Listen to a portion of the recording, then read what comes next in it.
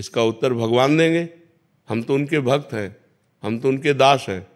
भगवान से प्रश्न करो कि आपने क्यों रचा। गुरु जी, जब मृत्यु ही मतलब सब कुछ अंत करना है भगवान को, अंत नहीं कर, किसी का अंत नहीं है, खेल है, परिवर्तन है। ये सेकंड है, इस सेकंड में लाखों लोग पैदा हो गए, लाखों लोग मर गए, लाखों लोग आनंदित हैं, लाखों लोग दुखी हैं।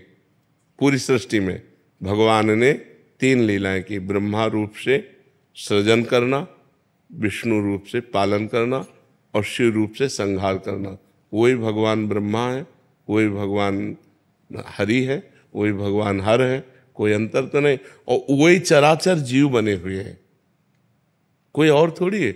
वो अपने आप से अपने आप का सृजन करते हैं, अपने आप से अपने आप का पालन करते हैं और अपने आप से अपने आप का संहार कर देते हैं।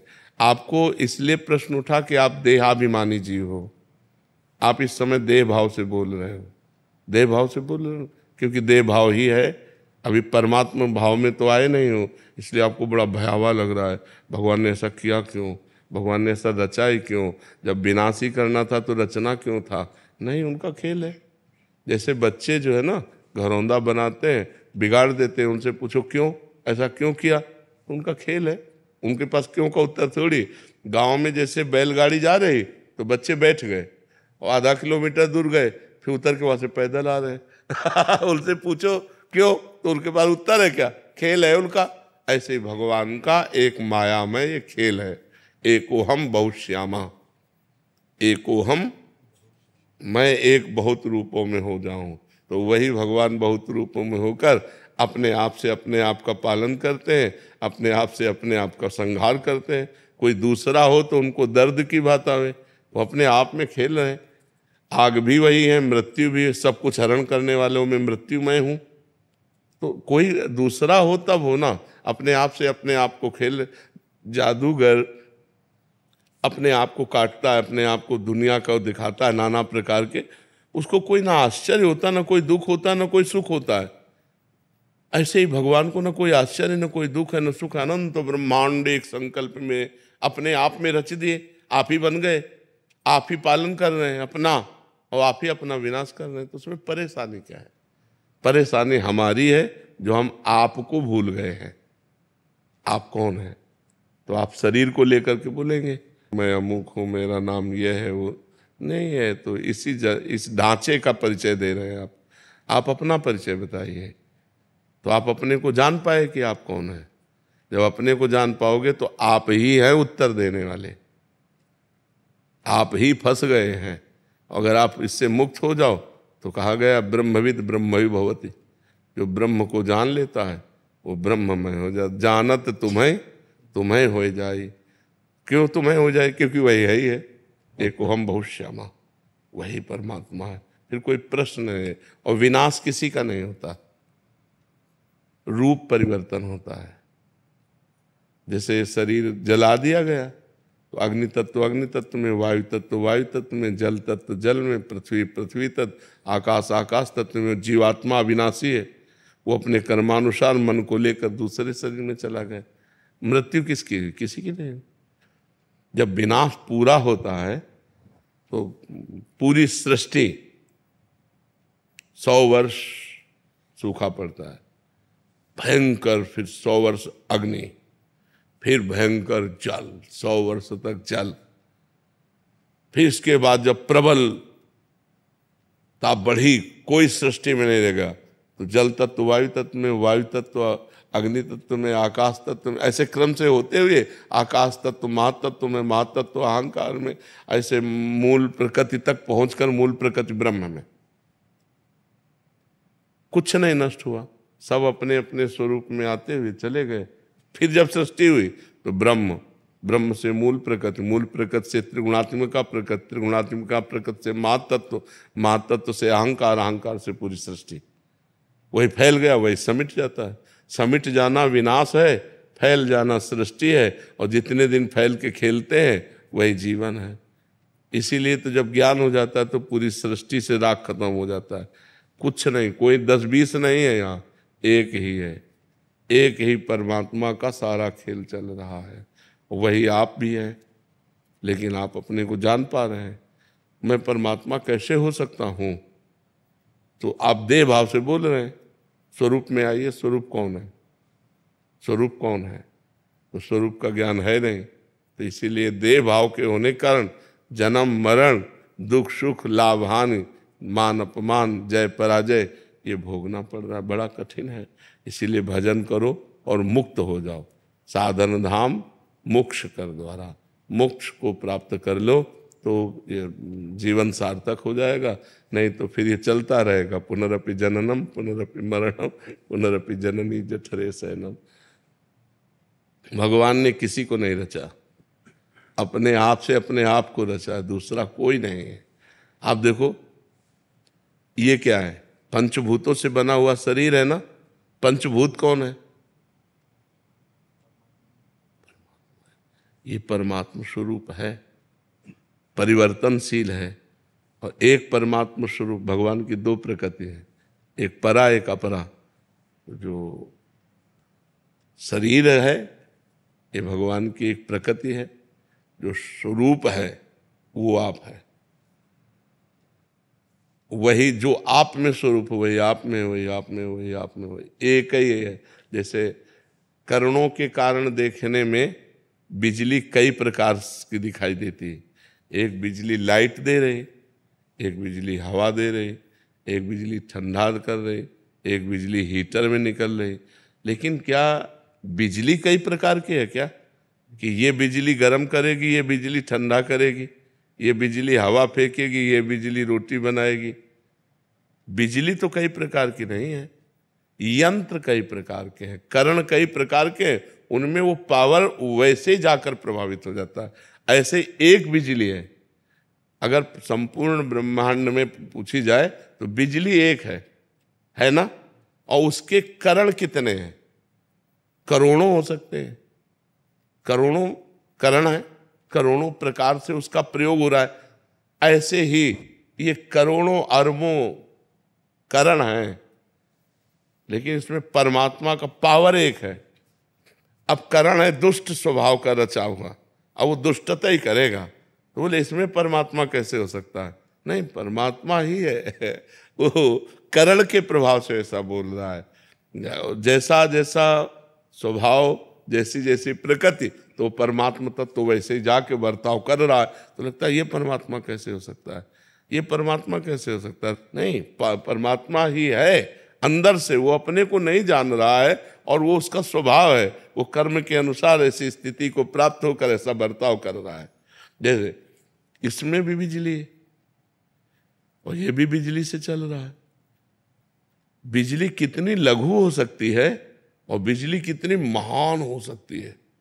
बड़े बड़े मशीनें चल रही फैक्ट्रियों में, नहीं चल रहे, बड़े बड़े कार्य उससे हो रहे। तो एक छोटा सा पंखा भी उसी से चल रहा है, छोटा सा माइक भी चल रहा है। तो एक चींटी से लेकर ब्रह्मा तक सब उसी परमात्मा से संचालित है। वही परमात्मा है, दूसरा नहीं उसमें। और हम लोग द्वैत में ही फंसे हुए, दूसरा है, ये सब दूसरे हैं। हमारा परिवार, हमारा घर, मैं, शरीर, इसी अज्ञान की निवृत्ति के लिए अध्यात्म है। जब अध्यात्म, तो एक स्वप्न चल रहा है। जैसे स्वप्न में आपने देखा, बहुत सी सामान देखा, बहुत से व्यक्ति देखे, अच्छा बुरा स्वप्न देखा, क्या कुछ होता है क्या? तो ये कब पता चलता है? स्वप्न देखने के समय पता चलता है क्या? हाँ, जब हम जगते हैं तब हमको पता चलता है कि वो झूठा था, उसमें कुछ भी सत्य नहीं था, उसमें कोई नहीं था, एक मन ही हमारा केवल सब कुछ रचे हुए था। ऐसे ही जब हम ज्ञान में जागते हैं तो कुछ नहीं है, एक परमात्मा ही परमात्मा है। वासुदेवा सर्वमिति सा महात्मा सुदुर्लभा, बहूनाम जन्म नावन्ते ज्ञानवान माम प्रपद्यते, वासुदेवा सर्वमित सा महात्मा सुदुर्लभा। बहुत जन्मों की साधना के बाद जब ये ज्ञान प्राप्त होता है कि एकमात्र भगवान वासुदेव ही विराजमान है, दूसरा कोई नहीं, सब वासुदेव, सर्वम खलमिदम ब्रह्म, सब ब्रह्म। अब कहाँ परेशानी? वो अपने आप में अपना सृजन कर रहा है, पालन कर रहा है, विनाश कर रहा है। ये स्वप्न है। उमा कहूँ मैं अनुभव अपना, सत हरि भजन जगत सब। तो स्वप्ने में हम सब कुछ देख रहे हैं। एक जागृत अवस्था जो हम मान रहे हैं ये मोह की है। स्वप्न में अपने को सोया हुआ मानते हैं क्या? उसमें जागते हुए तो होते हैं, लेकिन क्या जागते हैं क्या? ऐसे ही मोह निशा सब सो अनिहारा, मोह निद्रा अज्ञान में हम इस समय हैं, और जिस समय ज्ञान प्राप्त होगा, असली में जागना ज्ञान में होगा, तब आप देखना जब ज्ञान प्रकट हो जाता है, एकमात्र भगवान ही भगवान है, कुछ नहीं, न कोई हानि है, न लाभ है, न जय है, न पराजय है, न उन्नति है, न अवनति है, न जन्म है, न मरण है, कि ये सब स्वप्न जैसा चल रहा है, भयावह स्वप्न चल रहा है। इसीलिए कहा जाता है साधना करो और जग जाओ। जग गए तो जे ही जाने जग जाए हेराई, जागे जथा स्वप्न भ्रम जाए।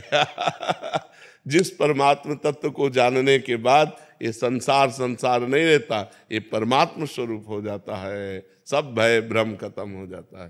राधे राधे महाराज जी, आपके चरणों में कोटि कोटि प्रणाम। महाराज जी, ब्रह्मांड की उत्पत्ति में और मनुष्य के जन्म और वापस ईश्वर में विलय का उद्देश्य क्या है? खेल। सहज शब्द में खेल, शास्त्रीय शब्द में इच्छा। एकोहम बहुश्यामा, उस परमात्मा के हृदय में उपनिषद कहते हैं एकोहम बहुश्यामा, मैं बहुत हो जाऊं, क्योंकि खेल अकेले नहीं होता। एकाकी न रमते, एक में रमण नहीं होता, दूसरा कोई है नहीं, तो आप अपने आप से अपने आप को बहुत रूपों में विस्तार करके और दो प्रकार के खेल खेल रहे हैं।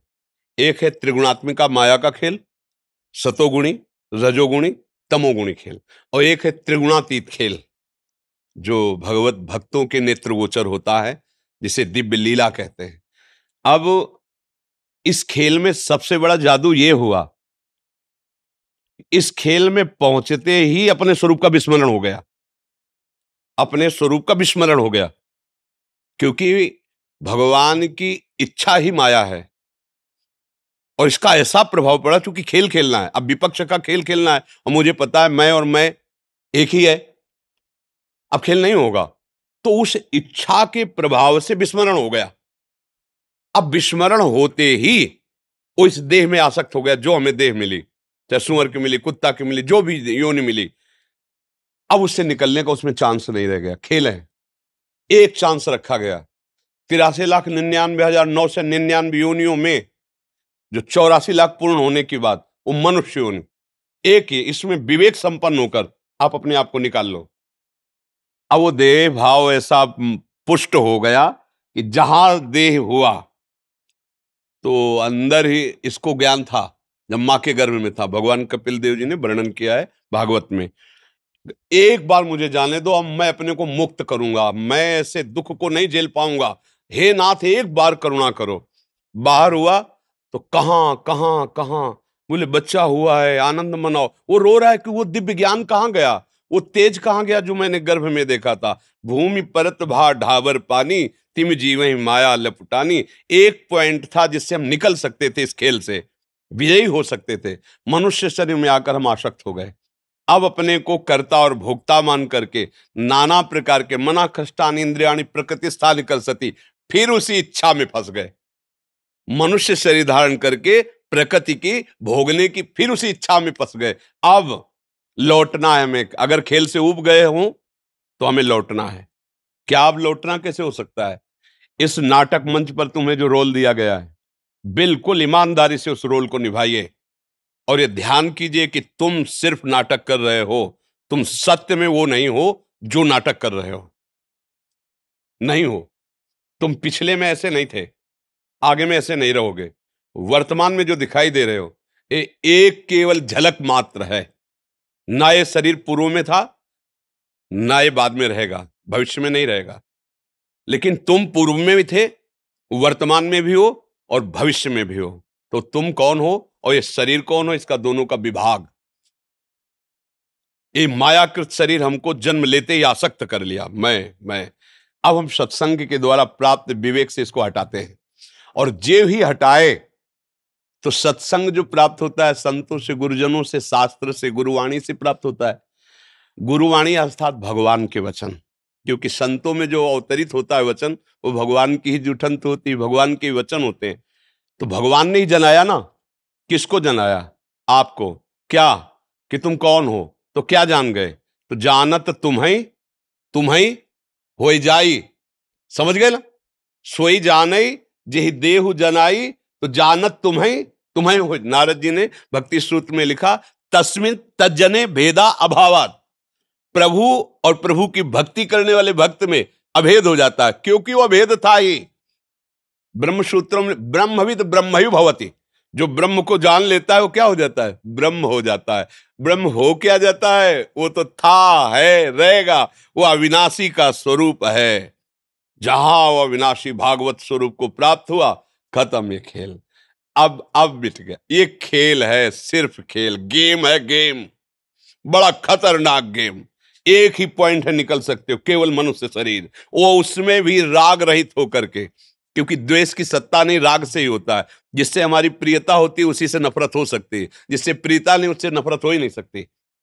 अनुकूलता में प्रियता है और प्रतिकूलता में हमारी नफरत प्रकट हो जाती है। तो अनुकूलता को राग कहते, प्रतिकूलता को द्वेष कहते। इन्हीं दोनों के भावों से पूरे संसार का चिंतन निरंतर चलता रहता है। हृदय में देख लो, कोई विषय, कोई व्यक्ति, कोई स्थान, कोई बात जो अनुकूल है उसका चिंतन और शांत भाव करने के लिए इन दोनों का त्याग करना होगा।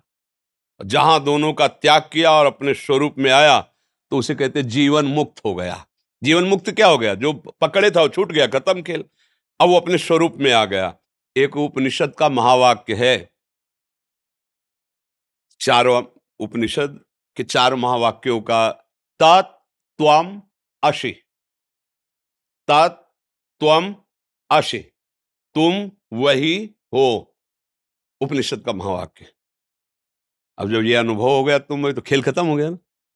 एक शीशा के महल में आप खड़े हो तो आप जिधर देखोगे आप ही आप नजर आओगे ना। ये है ज्ञान। और भक्ति क्या करता है? अपने को भुला देता है, प्रभु की स्मृति में मगन हो तो जिधर देखता है उसे प्रभु नजर आते हैं। दोनों का काम एक ही होता है। ज्ञान क्या करता है? तू को भुला देता है, मैं में स्थित हो जाता है, अहम ब्रह्मास्मि। भक्ति क्या करता है? मैं को भुला देता है, तू में स्थित हो जाता है। तू मेरा प्राण, तू मेरा जीवन, तू मेरा प्रीतम। ब्रह्म नहीं, माया नहीं, नहीं जीव नहीं काल, अपनी शुद्ध नारी एक रहो नंदलाल। एकमात्र श्याम सुंदर, एकमात्र जित देखो तित। आ गई स्थिति, एक में आ गई ना। अनेक में खेल है और एक में खेल समाप्त है। अगर खेल में तुम राजी हो तो भोगो, अगर खेल समाप्त करना चाहते हो तो एक में आ जाओ। वो एक है, एको ब्रह्म हो, द्वितीयो नास्ति, दूसरा है ही नहीं। ईशावास्य विदम सर्वम यत्किंच जगत्याम जगत। जितना तुम जगत देख रहे हो वो केवल ईश्वर ही है। यही तुम अनुभव कर लो, जीवन मुक्त हो जाओगे। वासना वासुदेवस्य वासितम भुवनत्रयम् सर्वभूत निवासोस्मि वासुदेव नमस्तुते। वासुदेव की ही वासना से वासित स्वयं वासुदेव ही तले रूपों में है, ऐसा तुम जान जाओ तो दुर्लभ महात्मा हो गए। बहुनाम जन्मनावंते ज्ञानवान माम प्रपद्यते वासुदेवा सर्वमित समात्मा सुदुर्लभा। सब जगह वही, तो यहां कौन है? सब समय वो है तो ये समय भी है, सब में है तो इसमें भी है, सब का है तो मेरा भी है। जो भाव लगा पावे, भाव लगा करके निकल जाए। ये नहीं तो ऐसा जंजाल फंसा है माया का, इतनी कोट पे कोट बंधन है कि निकल पाना बड़ा मुश्किल है। जैसे किसी राजधानी की सुरक्षा के लिए परकोटे लगाए जाते थे ना, ऐसे ही जीवन मुक्त अवस्था के लिए परकोटे हैं। मेरा ही स्वरूप सुंदर रख करके आ जाता है वो, और इतना फंसाव में फांस लेता कि मैं और तुम, मैं भोक्ता तुम भोग्य, फंस गया। मैं स्वामी तुम सेवक, फंस गया। मैं पिता तू पुत्र, फंस गया। जब पूर्ण ज्ञान हो जाएगा तो न मैं न तू, जो है वो है। बस खत्म, खेल खत्म। बस खेल इतने में ही चल रहा था, समझ रहे ना? ये एक खेल है बस। अब खेल क्यों है, अब इस पर प्रश्न नहीं किया जा सकता। प्रभु के हृदय में इच्छा क्यों प्रकट हुई, वो सर्वतंत्र स्वतंत्र है, उस पर प्रश्न नहीं हो सकता। अब हमारा प्रश्न है कि खेल से निकलूं कैसे। बस ये गेम है, फंस गया, निकल जाओ। द्वार है एक और आ गए हो, उस द्वार पर आ गए हो। बस हमारी दशा ये है कि जैसे 84 दरवाजे का एक महल हो ना, वो आंखों से अंधे हो और एक ही दरवाजा खुला है, तो ऐसे ही तो ढूंढेंगे ना। ऐसे ढूंढते हुए पहुंचे तो जो दरवाजा खुला था उसमें लग गई खुजली, तो दोनों हाथ से खुजलाने लगे, पैर आगे बढ़ गए, अब फिर हाथ आगे आ गए, फिर राउंड पे राउंड। ये खुजली है विषय वासना, दुर्वासना मम सदा परिकर्षयंती। ये जहां खुला द्वार मिला, साधन धाम मोक्ष कर द्वारा, पाई न जे परलोक संहारा, सो परत दुख पावई ईश्वर धुन धुन पछताए, काल ही कर्म ईश्वर मिथ्या दोष लगाए। वो शब्द स्पर्श रूप रस गंध रूपी खुजली लगी, खुजलाने में वो द्वार निकल गया, पूरा जीवन निकल गया। अब फिर 83,99,999 योनियों में एक भी योनि ऐसी नहीं जो मुझे भगवत प्राप्ति करा सके। फिर समय बर्बाद हुआ। फिर जब मिला तब फिर पता नहीं वो खुजली रहेगी कि नहीं रहेगी। अब खुजली मिटाने का समय आ गया है।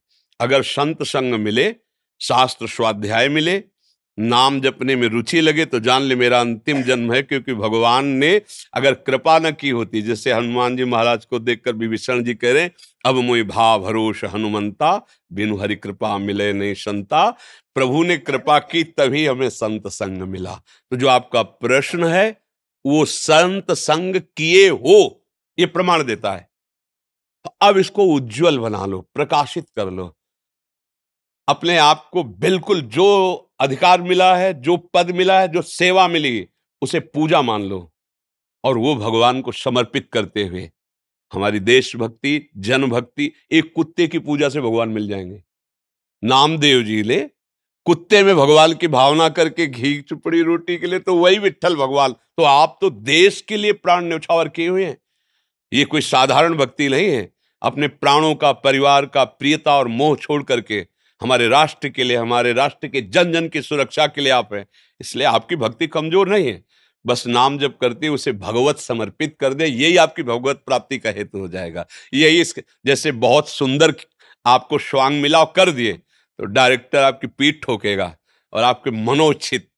तो हमारे जो डॉक्टर जगन नाटक वैभवा गोपाल शास्त्र नाम में भगवान का, ये उन्हीं का है। वो पीठ ठोक देंगे, आओ अब तुम्हें हम जीवन मुक्त करते हैं, और अपने समीप रख लेंगे। जैसी भावना करोगे वैसा आपको सुख प्रदान कर देंगे।